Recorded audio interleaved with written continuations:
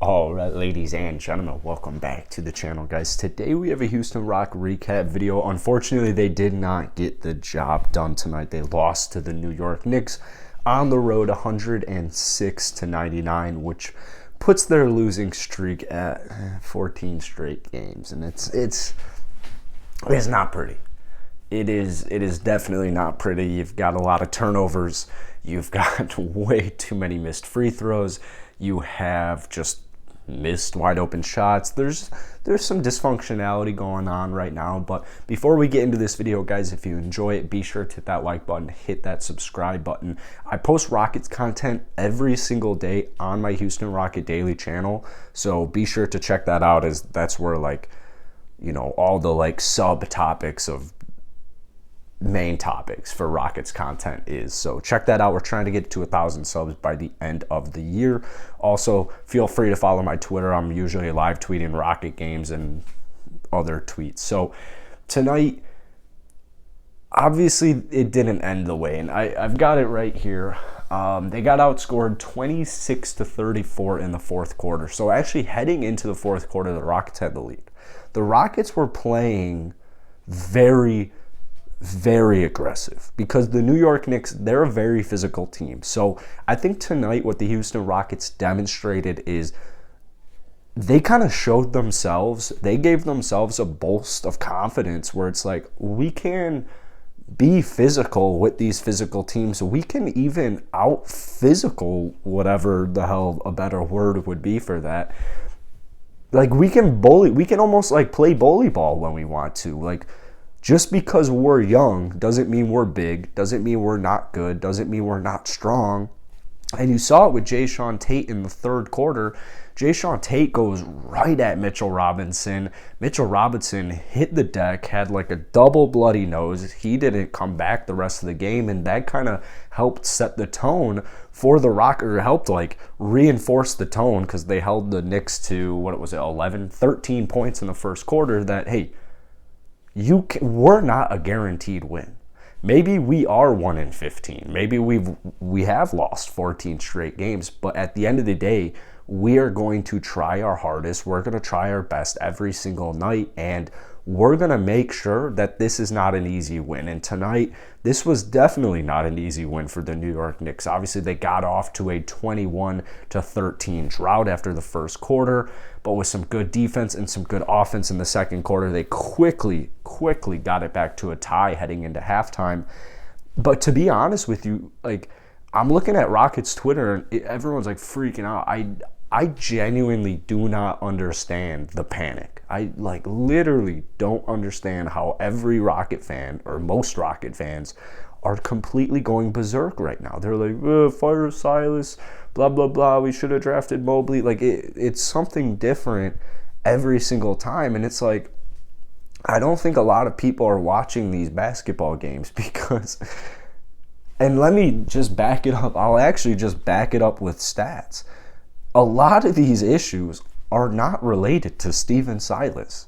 Let's see, is 59% free throw shooting Stephen Silas's fault? I don't really think so. Is 25% from downtown Silas's fault? I don't really think so. You have 22 turnovers. Now, you could make an argument. I'm not here to say you couldn't make an argument that those specific faults are Silas. Like, oh, he should be practicing, having us practice free throws more. You know, he runs too complex of an offense for these young players. I've seen that a couple times, and it's like, oh my goodness. The Rockets are so young. It's okay. This is what was expected this year anyways. I don't understand the panic. Yes, it's not fun losing 14 straight games, but I guarantee you the Rockets will turn the hump at some point in the season. They're not going to go 1-81. They're not going to go 6-76. They're going to win at least 15 basketball games this season. They've had a very difficult schedule. Granted, it is the West, but they've had a very difficult schedule in the first 15 games. And I look at a team like the Brooklyn Nets, they haven't had a very difficult schedule. I think that actually plays a decent role into it. Now, obviously, you can't be getting blown out by teams like the Oklahoma City Thunder, But I think you are starting to see after 10 or so games, I think it did take about 10 or so games, where every single night we're seeing improvement in some category for the Rockets. Tonight, let's dive into some stats because KPJ was out again. Daniel House Jr. was out of the starting lineup, which I think was really good. But these Rockets are learning. Jalen Green needs to be more aggressive in the second half. The Rockets, Silas is going to break this down. The team will break it down. Jalen will break it down. And they'll see, all right, Jalen, you only took a handful of shots. You shot 7 of 11 from the field, 2 of 5 from downtown. You were on tonight. If you are shooting 7 of 11, whatever mathematical that puts at, like 76, 77%, whatever it is, if you're shooting 77% or higher, shoot the ball more. Shoot the ball more. I mean, the Rockets finished with 99 points tonight. 4 more makes it a one-possession game from Jalen Green. So I think 16 points on a night where Kevin's out I don't think that's really excusable. Free throw shooting remains just a huge issue on this team, and it's with everybody. I mean, Jalen Green, 0 of 1 from the free throw line. Eric Gordon, 3 of 6. Christian Wood, 5 of 7. KJ, 0 for 1. Şengün, 1 of 2. DJ, 4 of 5. Like, it's literally just the whole team. I mean, there isn't anybody specifically. There's guys who aren't shooting the free throws at an efficient rate as opposed to what they used to be able to do, like Christian Wood. But hopefully those start to level off, and I do believe they'll start to level off. A positive, this is something that might go overlooked. A really big positive tonight for the Rockets was there was no Daniel House Jr. I apologize. We saw Daniel House Jr. for about 2 minutes tonight. He had like a minus, actually we have it here, -5. In the 2 minutes he was out on the court.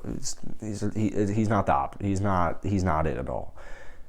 Now, there was no David Nwaba, which I thought was very interesting because David Nwaba definitely is good enough to be playing basketball every single night.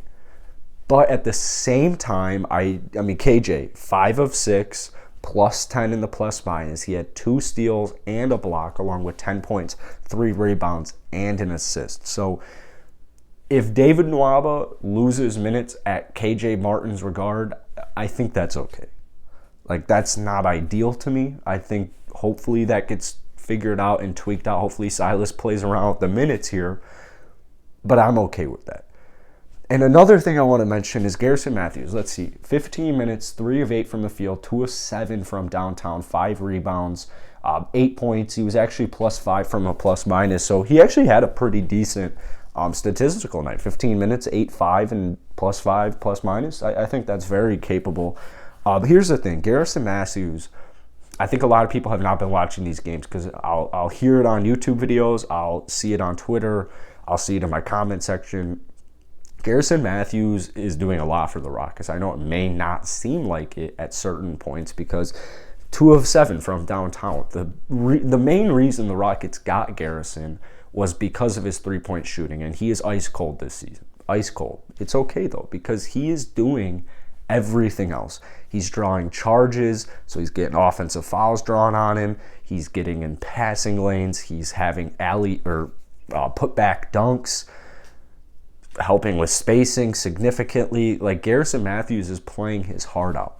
He's putting all of his energy out on the court for however much he plays every single night, and he is genuinely making an impact on the Rockets bench. So if I see any Garrison Matthews slander, I immediately know that person is not watching these Rocket games because, yes, he's shooting horribly, but he is playing totally fine. The defensive impact he has been able to have in just a couple of games for the Rockets, the spark he is igniting for this Rockets bench, it's not going overlooked. I'm noticing it. So I love to see it. Eric Gordon, trade him. I'm so sick of saying this. How is it still a thing? How is Eric Gordon on the team? Christian Wood, 6 of 11, 18 points, 12 rebounds. This was a good game from Christian Wood, but at the same time, it really wasn't. He'd get bullied down in the paint from Randall a couple of times. Mitchell Robinson, when he was in the game, Nerlens Noel was bullying him a little bit. Christian Wood, I don't know if the heavy pick and roll offense is helping or hurting him Christian Wood's kind of just still one of those let's wait and see, but he's definitely not improving, or he definitely has not really improved much last year to this year. It just hasn't really been that noticeable. Şengün finally 24 minutes tonight, 4 of 8 from the field, 1 of 2 from downtown, 6 rebounds, 3 assists, 10 points, +7, ±. It's so evident when Şengün plays how good he is. Like, he probably has the best basketball IQ of any 19-year-old out there right now, and so that's very good news for the Rockets to have. So that's it for today, guys. Be sure to hit that Rockets check out that Rockets Daily channel. Be sure to hit that like button, hit that subscribe button. I appreciate all you guys watching today's video. Hopefully the Rockets can get a win on the board relatively soon, but I will see you guys later. Peace.